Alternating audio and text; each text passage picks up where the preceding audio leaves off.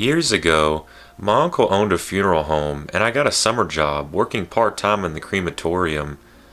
It wasn't a lot of fun, but it certainly paid well, and being a poor student, I definitely needed the money.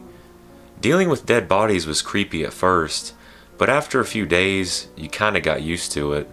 Kind of. One morning, when I was sweeping the floor, a black hearse pulled up in the parking lot outside. A man in a black suit stepped out, and my uncle went over to talk to him.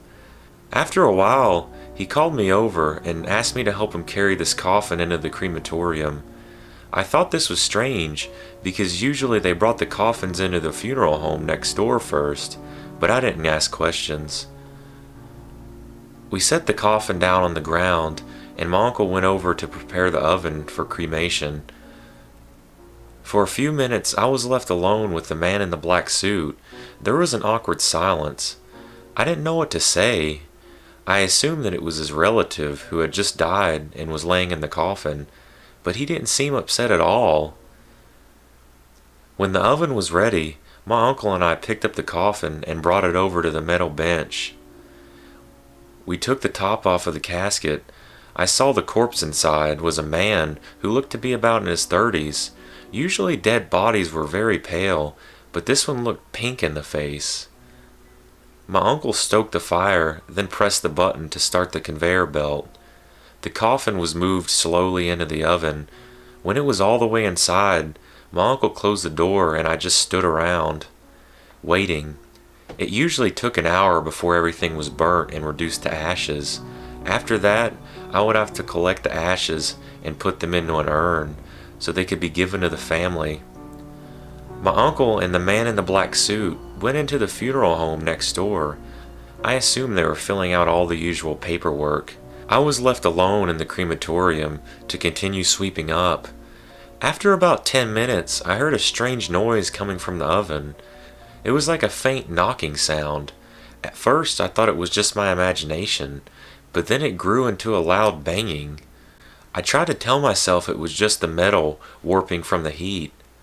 It was an unmistakable sound of someone frantically banging on something, desperately trying to get out.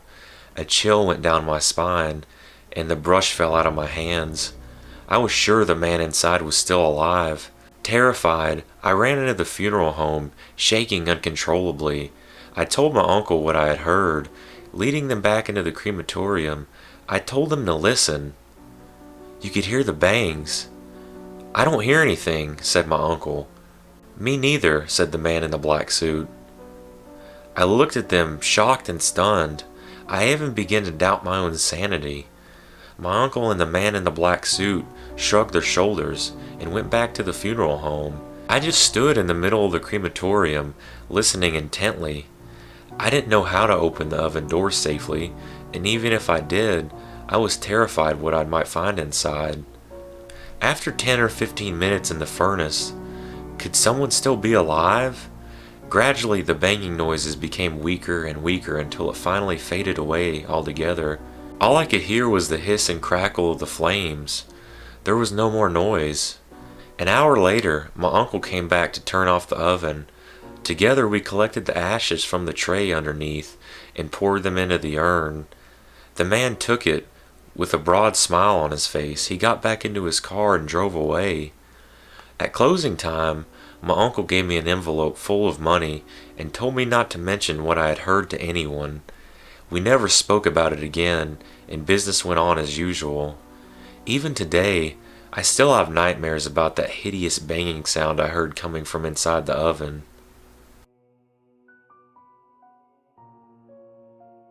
One day when I got home from school, I found a note from my parents saying they had gone out for the night and wouldn't be back until late. I didn't have a lot of homework to do, so I went up to my bedroom and opened my laptop up. After browsing the internet for a few minutes, I got bored and started looking for a video chat room. Clicking through all the weirdos and time wasters, I tried to find someone I could have a decent conversation with. Just when I was about to give up, I clicked the button and a cute girl appeared on the screen. She looked like she had been crying, and she had her hand over her mouth, as if she was trying to keep herself from making any noise. Looking closer, I could see fear in her eyes. She started typing. Please, please help me. I said, what's happening? She said, call the police. What? Why? I said, there's someone in my house. I responded, is this some sort of a prank? Then she said, no, please, you've got to help me. Okay, I'll help you, I told her. She said, call the police for me. I said, why can't you call them yourself? She said, my phone is dead. I'm all alone and somebody broke into the house. I heard them coming up the steps, so I hid in the closet. I'm on my laptop. The first page I had opened was this chat room, and you're the first person I connected to. Please, you've got to believe me. I said, are you sure this isn't a prank? Then she said, I'm dead serious. I didn't know what to do. It could all just be a sick joke, I thought. But what if this girl really needed my help? I couldn't just ignore her. I decided that there was nothing else I could do. I had to call the police. I said, okay, I'll call the police for you. Just give me your name and address. She said, my name is Linda, and then she gave me her address. While she was typing, I was already dialing emergency services on my phone when I saw the address she had typed. The phone slipped from my fingers and smashed onto the floor. It was my address. I felt the chill run down my spine. I sat there, staring at her image in the webcam. Her eyes were pleading with me, begging me to help. Tears were flowing down her cheeks. Slowly, I turned my head and stared at my closet. My heart was beating fast. I broke out into a cold sweat. With trembling hands, I picked up my laptop and cautiously approached the closet. The floorboards creaked under my feet. In the video chat, I could see the girl suddenly flinch, as if she heard something. She covered her mouth, shivering with fear. I reached out with my left hand and grasped the handle to the closet door. The girl was still in the video chat, shaking and silently sobbing. Clutching the handle tightly, in one quick move I pulled the closet door open. From within, I heard a terrified scream. The closet was empty. When I looked back at the laptop screen, the girl had disconnected from the video chat. I kept hearing her scream over and over in my head. The whole incident unnerved me so much that I couldn't stay in my bedroom. I went to sleep on the sofa downstairs. The next morning, I told my parents what had happened. My mother just laughed it off, but my father was curious. He said he would ask the neighbors about it. What he found was extremely disturbing. Years before, there had been a family living in the house, a man, his wife, and their teenage daughter. One night when the parents were out, an intruder had broken into the house. When the parents came home, they found their daughter in the bedroom closet. She had been stabbed to death. Her killer was never found, and her name was Linda.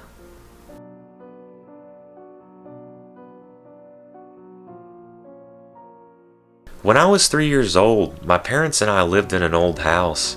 My bedroom was connected to my parents' room by a walk-in closet. If you went to open their closet and went inside, there was a door at the back that led to my room. While living there, my mother started having terrible nightmares. Every nightmare was the same. In the dream, she would wake up in bed and be surrounded by fire. In a panic, she would rush through the closet into my room, then grab me and dive out the window. Suddenly, the dream would flash forward and she would find herself sitting with my father in a waiting room of a hospital. A doctor would come in looking somber and say, "I'm sorry, but your son is dead."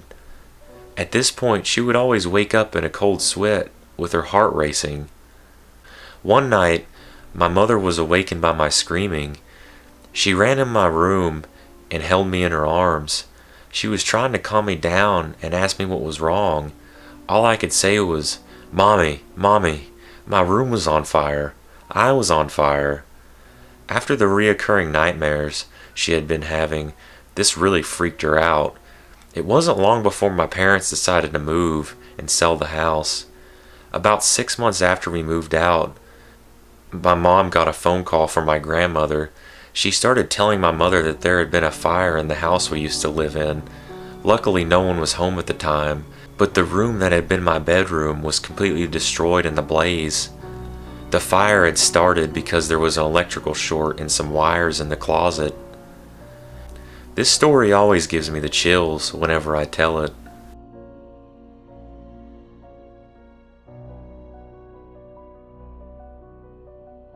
About 10 years ago, my 3-year-old son and I moved into a new house. It was a very old building, and the inside of the house always seemed a little bit darker and a little colder than it should have been. Not long after we moved in, a friend of mine came to visit. The whole time we were sitting and talking, she seemed very uncomfortable. When I looked at her face, I noticed that something in the other room had caught her attention. Her eyes grew wide, and she said, "I have to go." I asked her what was wrong, but she refused to tell me. Her odd reaction was freaking me out, so I kept after her. On her way out of the door, she finally blurted out, "This house is haunted." She wouldn't tell me what it was that made her think so. To this day, she still refuses to tell me what she saw. About a week later, my 3-year-old son casually asked me who the old lady in the bathroom was.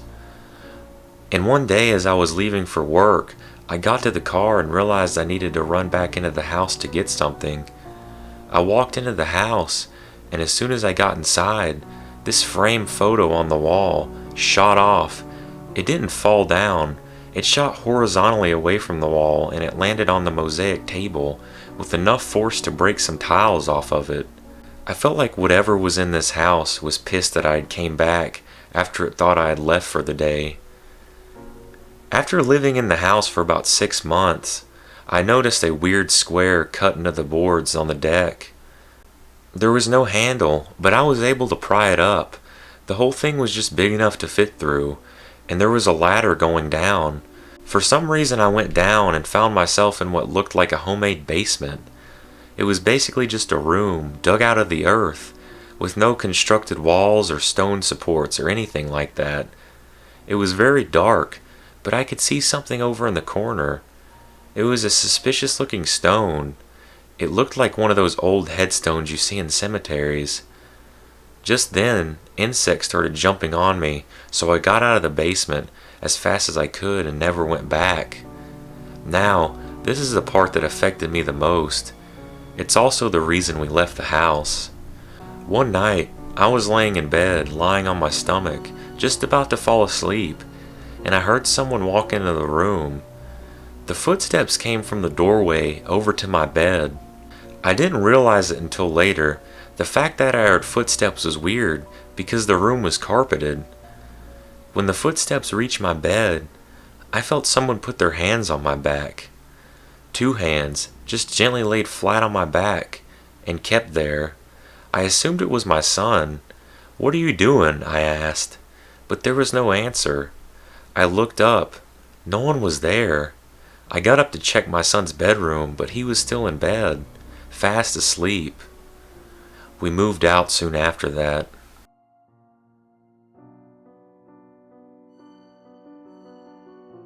My friend and I were both 9 years old, and she lived just down the road from me. We always walked home from school together. One day, a car was driving very slowly along the road, and the old man inside was staring at us. My friend and I felt very uneasy. All of a sudden, he pulled right in front of us, almost hitting us. My friend ran down the path towards her house, and I ran in the direction of my house. When I got to the driveway, I glanced back and saw his car. He was following me. I was very frightened at this point and ran up to the door and banged on it really hard. At the time, my family would always argue about whose turn it was to answer the door, and I knew it would take ages for them to open it. I glanced back again and saw the creepy old man walking towards me. He had gotten out of his car. I was almost crying at this point. Suddenly my brother opened the door, and when the old weirdo saw this, he jumped back into his car and tore off.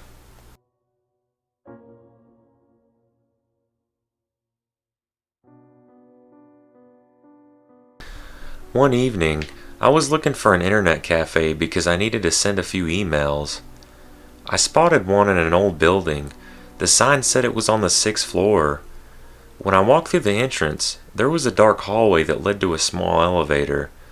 I pressed the call button, and when the doors opened, I stepped inside. In a lot of Asian countries, many buildings do not have a fourth floor. The number 4 is considered bad luck because the word 4 sounds almost the same as the word for death. The buttons in the elevator were 1, 2, 3, 5, and 6. I pressed the button for the 6th floor.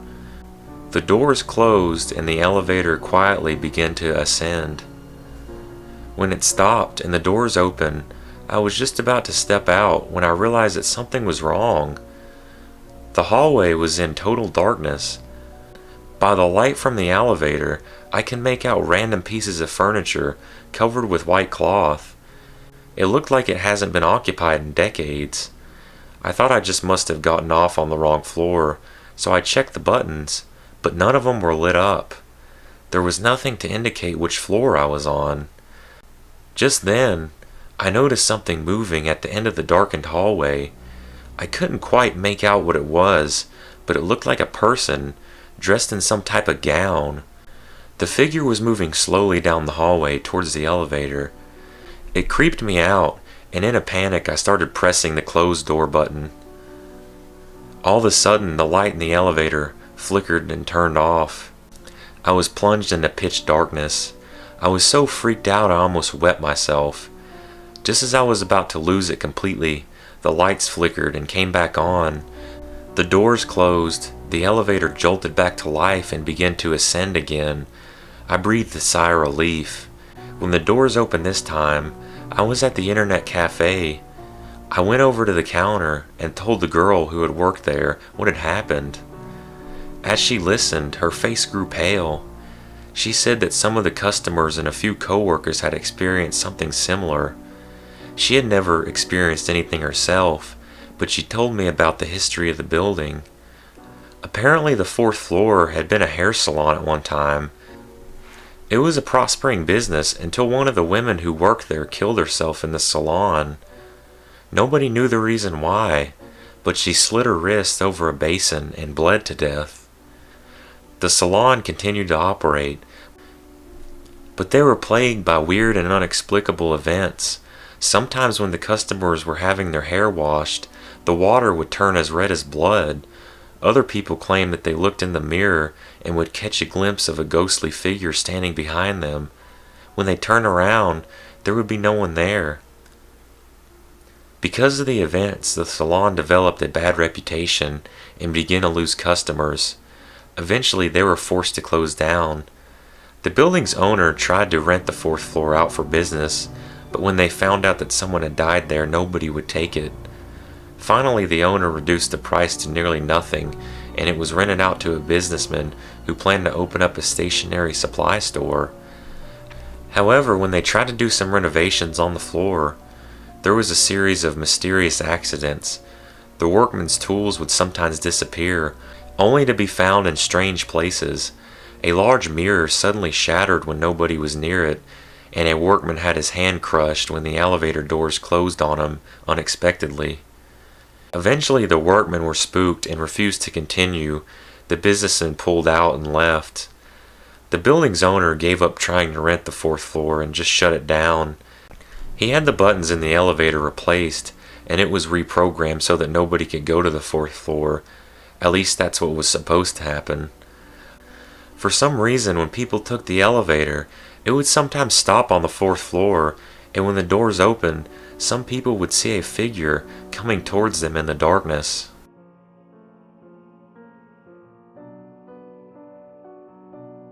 When I was 19 years old, I worked as a counselor in a summer camp. It was really gorgeous, with wooden cabins and a lake, but it was in the middle of nowhere. The camp was surrounded by dense woods. There was nothing but trees and canyons, and the closest town was over 20 miles away.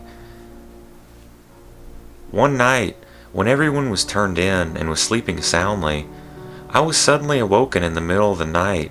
It's one of those times when you wake up and you have that feeling that something is not quite right. My heart was racing for no apparent reason. I just lay there quietly, listening intently.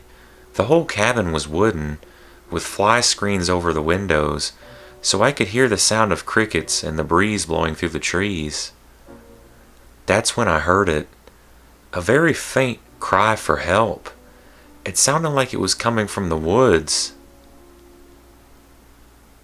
It was a cry of a young girl lost somewhere out in the woods. I quickly got out of bed and woke my roommate up, who was also another counselor. I told him to listen, and when the cry came again, we both heard it. We quickly got dressed, grabbed our flashlights, and hurried outside in the direction the sound was coming from. It was intermittent, but I could clearly hear the girl's voice saying help, or I'm lost. And it was quite a way into the woods. She sounded like she was in a lot of distress. The quicker we found her, the better, so that we could get her back to camp safely. It was dark as hell that night, and all we had to light our way were 2 puny flashlights. The girl was out there in the pitch black with no way of seeing anything at all. The boys' cabins were on one side of the lake, and the girls' cabins were on the other. On the way, we ran into a female counselor. She had heard the cries too, from her side of the camp. All 3 of us headed into the woods together, shining our torches left and right and calling out to the lost girl. We were reluctant to go too far in the woods because we didn't want to get lost into the darkness. Whenever we called out to the girl and heard her respond, it sounded like she was quite far in. After walking about 5 minutes, we could hear her crying and sniffling, so we knew we were getting close. It sounded like she was only a few feet away, and we heard her saying, "I'm scared. Where am I?" in a low voice. We kept trying to reassure her, and just when we felt we were right beside her, she suddenly went silent. "We're here. Where are you?" we called out. But there was no answer. Then, in the distance, we heard her voice again, crying, "Help me! I'm lost! Come quick!" We started toward the sound of her cries, and just when we felt like we were right on top of her again, she went silent. We called out to her. We waited for a reply, but nothing. Then, even farther away, we heard her voice again, "Help! Why can't you help me?" Something didn't feel right. We all looked at each other, and without a word, we decided to head back to camp. We called out to the girl and told her we were going to get help, and we would come back with a search party. We could still hear faint whimpers and crying sounds from her, so we told her to sit tight and we would be back soon. The 3 of us sprinted back to camp and rang the big bell at the main office to alert the whole camp that there was an emergency. The camp manager switched on the floodlights, and we all met in the quad for a roll call and a head count. They started by calling the names of the counselors. We were all present. Then they called the names of all the campers. All the kids were present. Nobody was missing. They went through the roll twice, and then 3 times. Every single person that was meant to be at camp was checked off and present. But what about the voice of the girl? The camp manager and the other counselors thought it was a false alarm and said that what we heard must have been just echoes of our own voices. They dismissed everyone and sent us back to bed. The 3 of us knew what we had heard, and it wasn't an echo. It was creepy as hell. The voice kept leading us into the woods further and further. Someone or something was luring us deeper into the woods, and to this day, I have no idea what it intended to do with us. This was by far the creepiest thing I ever experienced. Myself and the female counselor believed it was something paranormal, but neither of us could explain it. The counselor, who was my roommate, refused to talk about it, and whenever we brought it up, he would say it was just voices echoing, but when I looked in his eyes, I could see that he was scared to death. He just wanted to convince himself it didn't happen.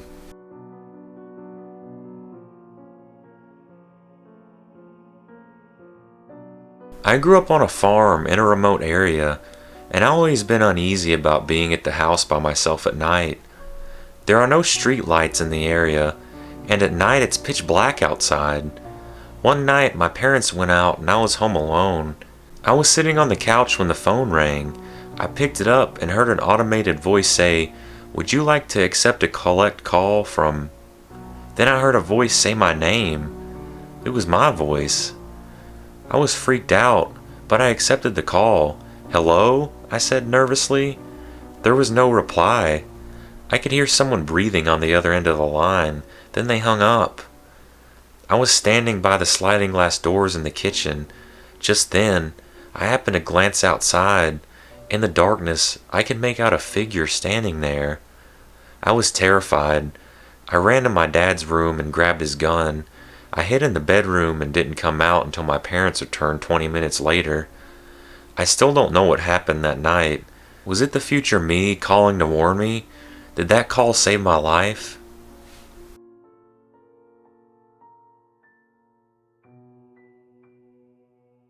I was at my grandparents' house one night. My grandmother then came into the room at 3:30 in the morning and told me, "Your grandpa needs your help. Get up." This sort of startled me because she has never done anything like this. I go out to where my grandfather is right outside the door that goes into the garage, and he tells me that the garage door just went up and down about 6 or 7 times, and we need to check it out. I obviously said alright, and we went into the garage, only to find the pull string that prevents the door from opening, which can only be pulled from the outside, was pulled. He looks at me and says, "We have to go outside and fix it, so no one can get in." We then head outside, and when we rounded the corner to look at the garage, the motion lights came on, and there seemed to be scratches on the door. He and I fixed the door and went back to bed. About 2 weeks later after this, I was staying there again, and woke up at around 2:30 in the morning to hear stomping in the kitchen, which is very close to my room.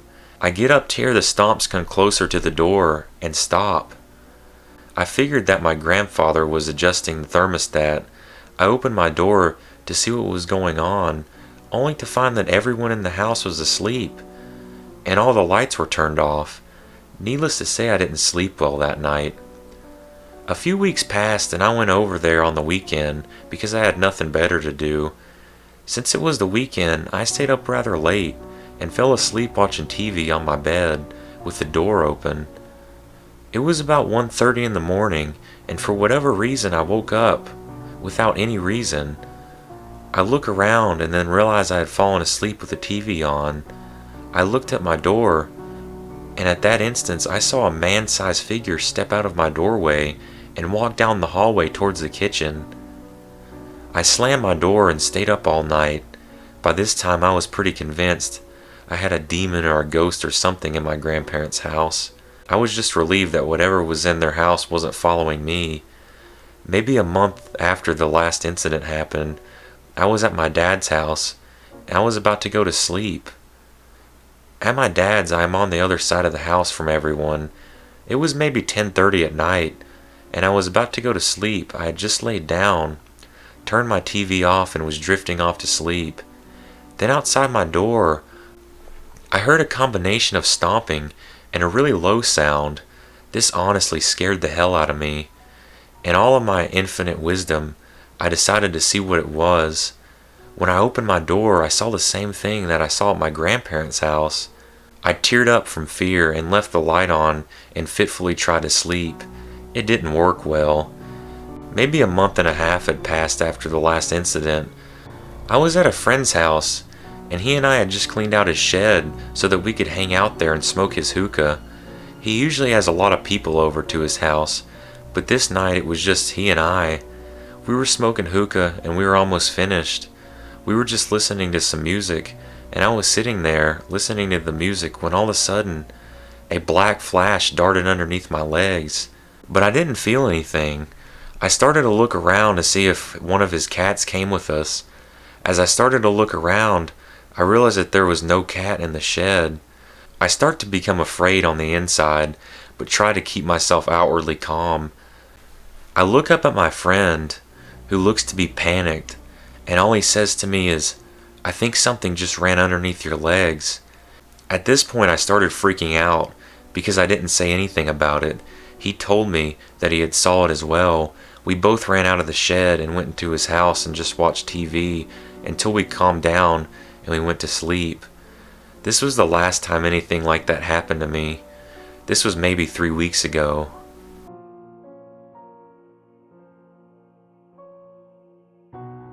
The summer between my freshman and sophomore years of high school, a friend of mine and his family moved in with his grandma.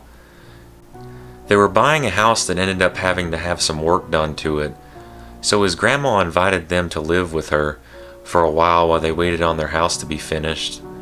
She had a beautiful big house. It was just her and my friend's cousin that lived there, so there was plenty of room. My friend's cousin was 2 years older than me and was going into his senior year of high school. The house's living room had a vaulted ceiling, with the floor-to-ceiling windows on all sides. It looked amazing, but gave you no real privacy. It wasn't a big deal though, because the house sat about 500 feet off the road and had woods surrounding it on all sides. Shortly after, my buddy and his family moved in. I went over on a Saturday to spend the night. My buddy's room was small, so we decided to sleep on 2 couches in the living room. Just as we were getting ready to go to sleep, about 1 a.m., we see someone walk past the window outside. We freak out. We get his dad, who shuts off the lights in the house. About 100 feet away in the tree line, you can see a small red light as 2 people pass a cigarette back and forth. They're just standing there watching the house. His dad calls the police and then opens the front door and yells. The 2 guys take off. The police find nothing over there. The woods are full of little game trails, so there is no telling where the guys went. The interesting thing is that there are only 3 houses within about a mile of this house, and none of them have older kids. One has very small children, and the other 2 have no kids, so we have no idea where the people came from. A few weeks later, another friend and I both spend the night there. The 3 of us walk into the living room about 10 p.m. to watch a movie, and there is the guy standing looking in the window. We freak out and he runs off again. We can see the lights of the cigarettes in the distance. Over the course of the summer, there were multiple encounters with the watchers. There were 3 places they would come and stand, and we could never forecast if they would come or where they would go. They would knock on the windows. Once they shook the front door so hard it set off the burglar alarm. At times we would just see them in the tree line watching the house. Once they took lipstick and wrote "Hello" on the window. During the day, we searched the woods trying to find them, but we never could. We thought it was likely guys from our school trying to catch a glimpse of my buddy's cousin in her bikini or her underwear because she was hot. But it would have to have been a hell of an effort just to catch maybe a glimpse. We never found out who it was. Eventually the house my buddy's family was buying was fixed, and they moved in. Who the watchers were and what they wanted is still one of the great mysteries of my life.